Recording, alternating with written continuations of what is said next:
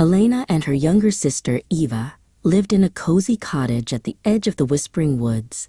Elena, with her adventurous spirit, loved the woods, but Eva, who was more timid, feared the strange sounds that echoed from its depths. One sunny afternoon, their mother asked them to gather some rare sunberries that only grew deep within the woods.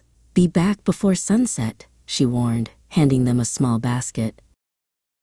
As they ventured deeper into the woods, the trees grew taller and the sunlight dimmed.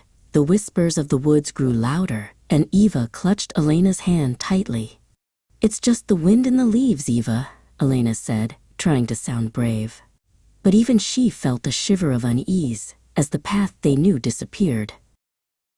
Lost and a little scared, they stumbled into a clearing.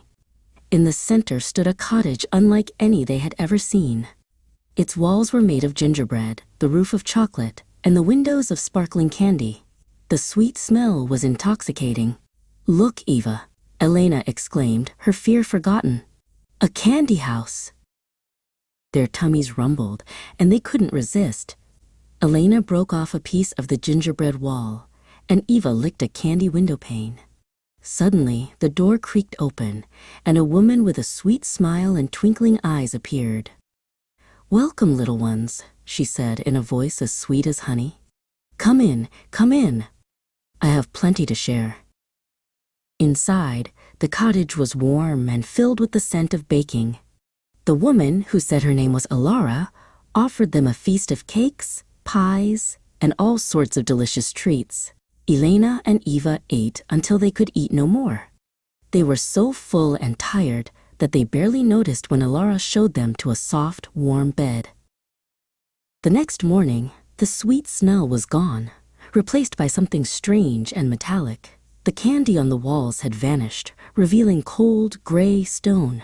Ilara's kind smile was gone too, replaced by a stern frown. "Time to earn your keep," she said, her voice no longer sweet.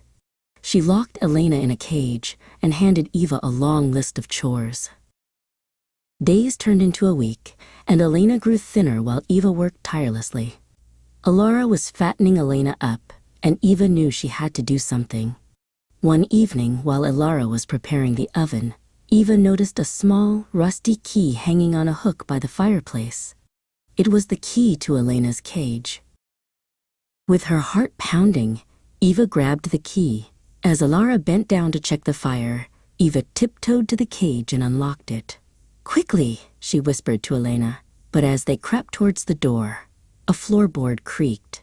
Alara whirled around, her eyes blazing with fury. "Trying to escape, are we?" Alara cackled, lunging towards them. Elena, no longer timid, pushed Eva behind her.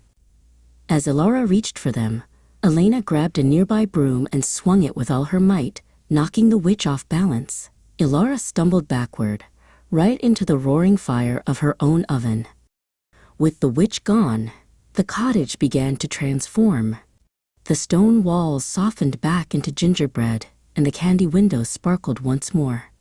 In a corner, a chest appeared, filled with gold and jewels.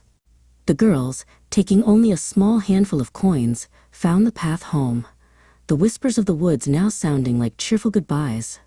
They returned to their parents, safe and sound, with a story no one would ever believe.